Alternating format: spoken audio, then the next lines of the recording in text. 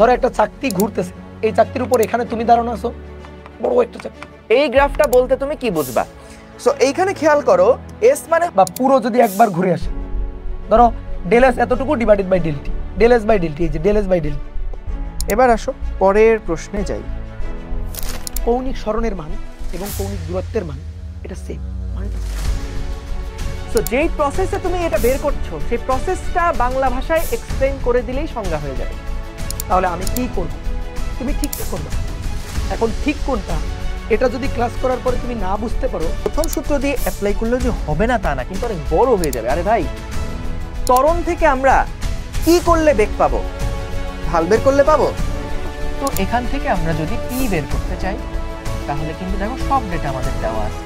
তাৎক্ষণিক দ্রুতি পাওয়ার জন্য খুবই ক্ষুদ্র সময় ব্যবধান নিয়ে 10 মিনিট পুরো সময় নেওয়া যাবে না, সময় ব্যবধান শূন্যের কাছাকাছি 0.001 বায়ু তো তরলের উপর থেকে একটা চাপ দিচ্ছে, এই চাপটা কি শুধু উপরিতলেই কাজ করবে নাকি?